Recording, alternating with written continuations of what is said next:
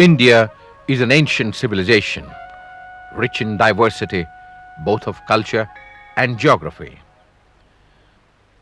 The bountiful forests and rivers of the Western Ghat region of southern India are a treasure trove of the ancient land. Biligiri Ranga Betta, popularly known as BR Hills of southern Karnataka, is a fascinating stretch of hilly tracts and foothills, providing an idyllic environment where wild elephants roam freely in the deep serenity of the rich green deciduous forests. These forests also are a habitat for the tiger, leopards, bison, deer, and the like. The forest regions of Yalandur, Chamrajnagar, and Kollegala taluks, and the hilly tracts of BR Hills are inhabited by a tribe known as Soligas, who identify themselves as children of bamboo, which in essence means the children of forests. The Soligas seem to have lived here for thousands of years. Several megalithic burial sites have been discovered recently at BR Hills, which are as old as 800 to 1000 BC. The Soliga worship nature. A huge champaka tree known as Dodda Sampige Mara is in fact their deity.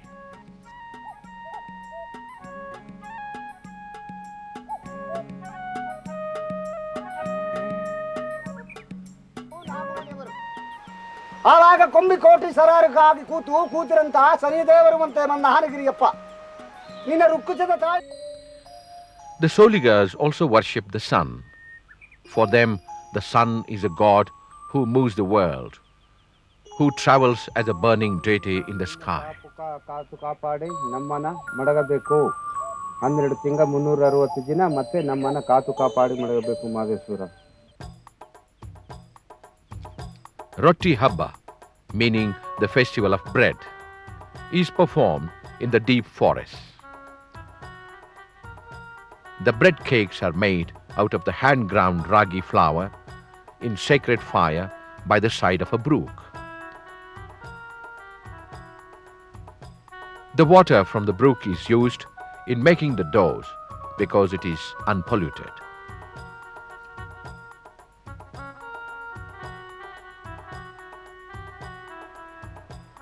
After offering the bread to the deity, the bread is distributed to the community as sacred food. Sharing is a tribal value in any land, and it is so in Soliga community too.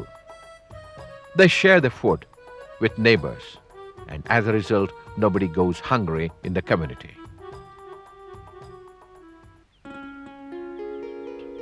Similarly, they share their crops also after each harvest.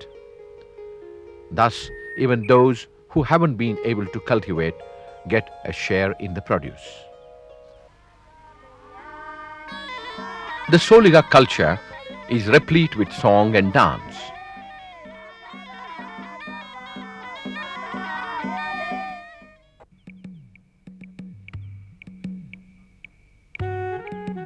Looking at the plight of the poor Soligas, Dr. Sudarshan came into their lives as a dedicated medical practitioner and began to serve them, visiting them in their own podus.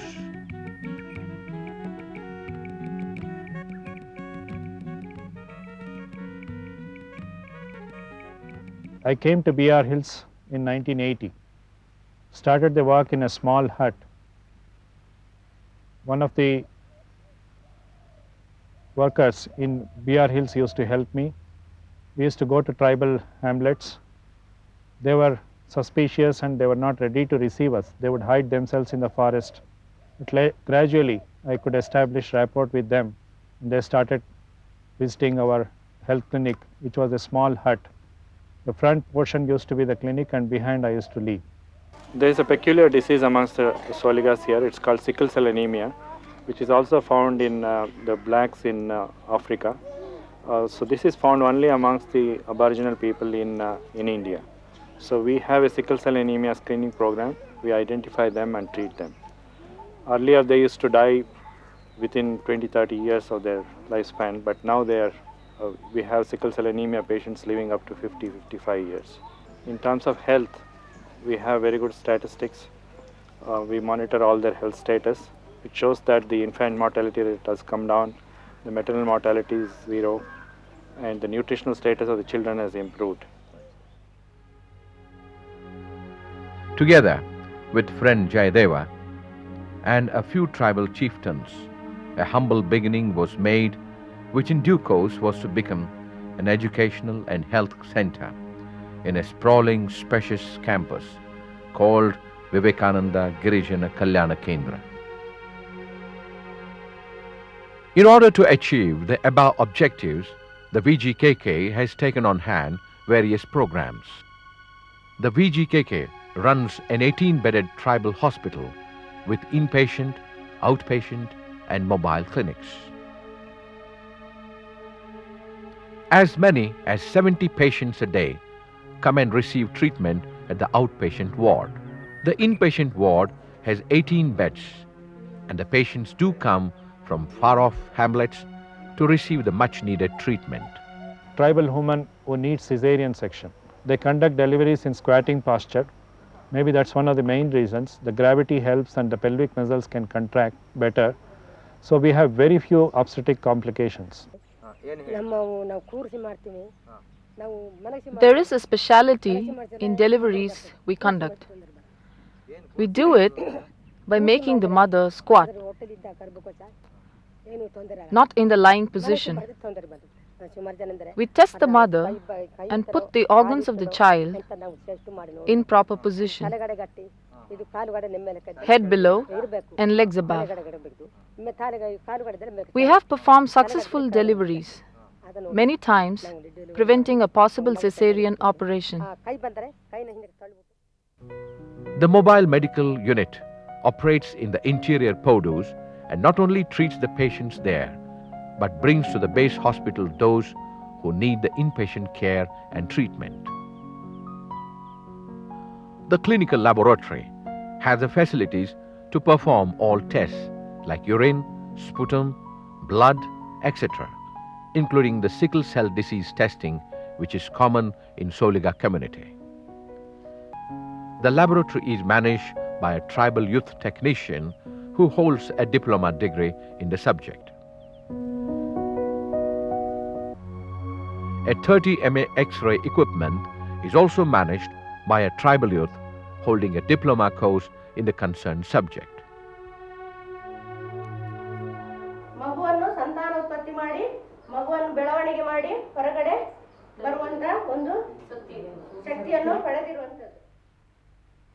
The Soliga tribal girls have been trained as female health workers and posted in remote tribal areas. They take care of pregnant mothers, conduct deliveries, immunize children, and other tribals.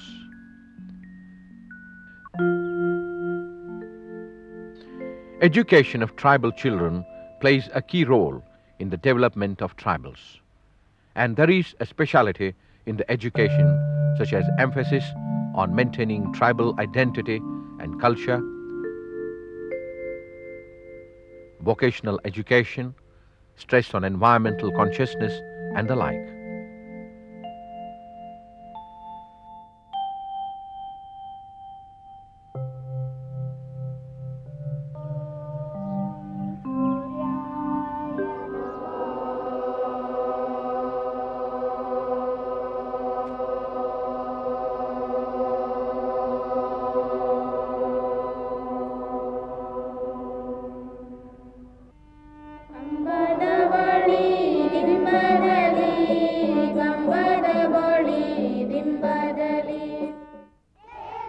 The VGKK has emphasized on educating the tribal children in their own dialect, which is specific to their culture, environment, and language.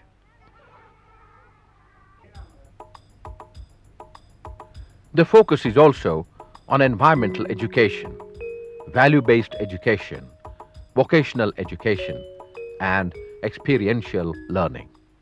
A child learns through experience, and here in the forest there are ample opportunities for the child to learn through experience. I see a long-term result in terms of the tribal community becoming a big force to reckon with and achieving self-reliance in due course. School children are also trained in dairy farming. They love cows and take care of them. Similarly, gardening and agriculture form a part of their education. This education is very helpful when they return to their villages. Look at this refreshing routine. Prayers are offered before every meal. Clean, nutritious, and hygienic food is served to the students 3 times a day.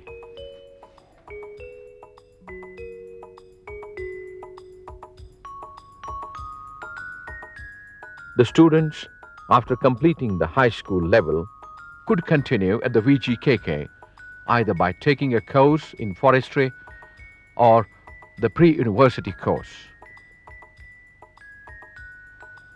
On the whole, various educational courses conducted by the VGKK have produced a number of graduates and postgraduates who proudly speak of their alma mater.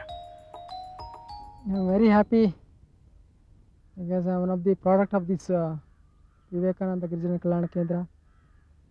Because I studied here since my childhood.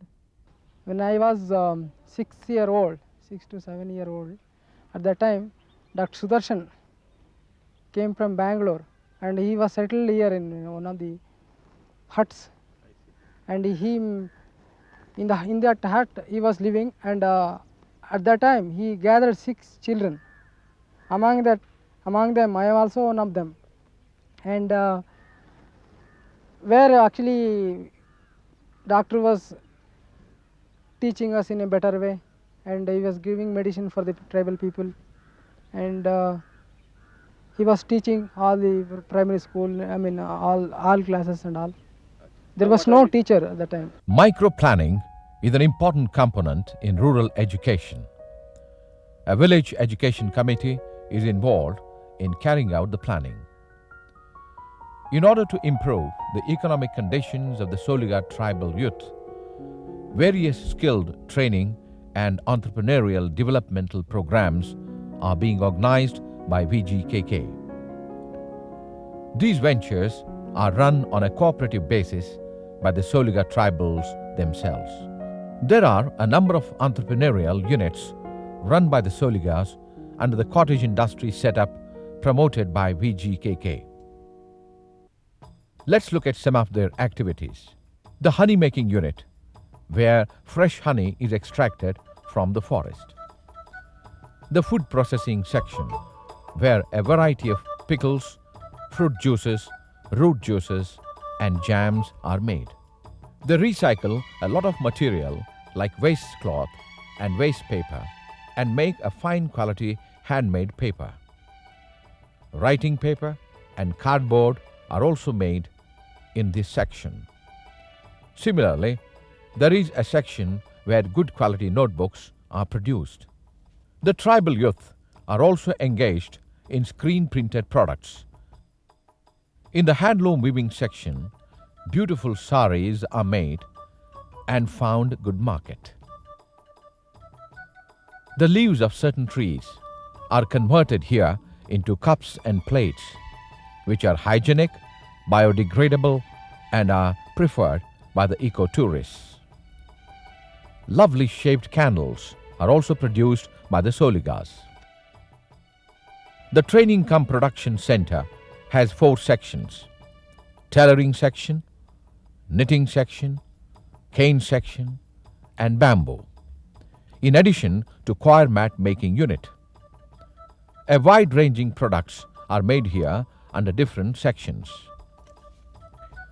The VGKK has played a key role in organizing the Soliga tribal community at various levels, thereby empowering them to solve their own problems, assert their rights, and effectively stop the exploitation. As a result, the Soligas have been able to design their own low-cost houses, acquire fishing nets and boats, and start fishery in their neighboring lake.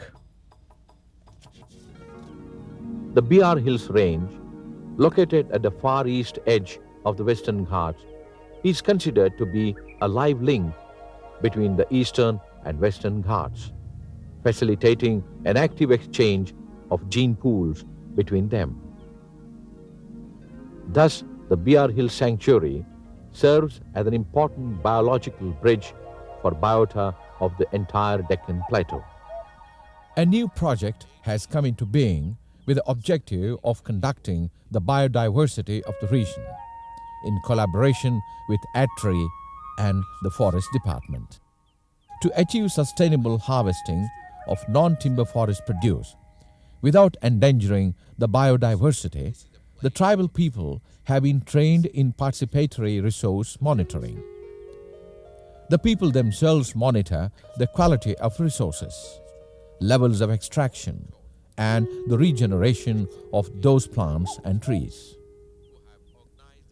This is done through resource mapping techniques by the people themselves.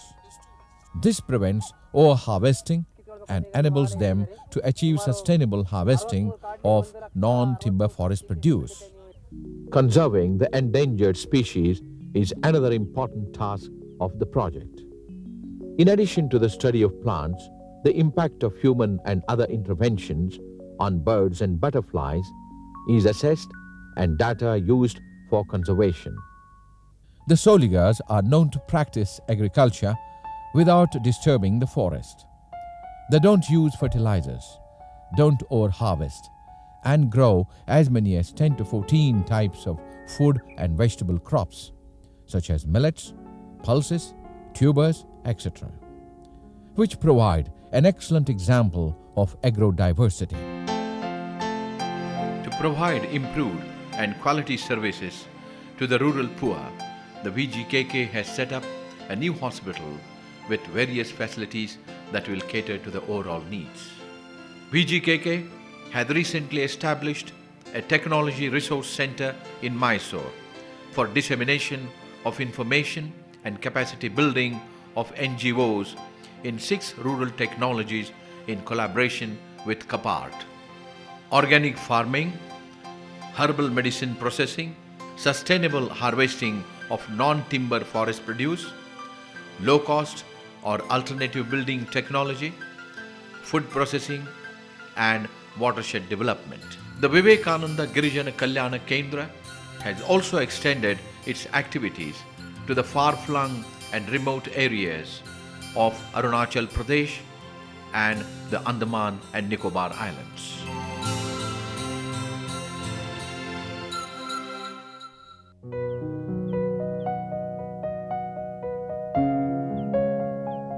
Thus, looking at the tremendous efforts put in by Dr. Sudarshan in building up the VGKK over the past 15 years, the Right Livelihood Foundation bestowed upon him the prestigious award, namely the Right Livelihood Award in 1994, which is considered the Alternative Nobel Prize.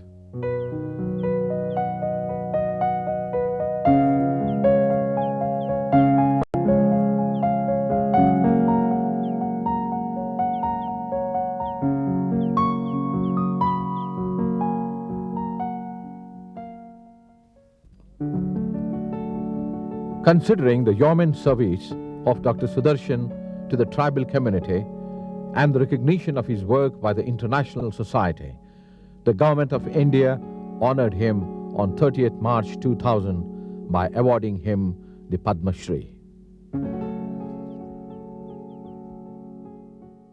I want to share something with the youths of this country.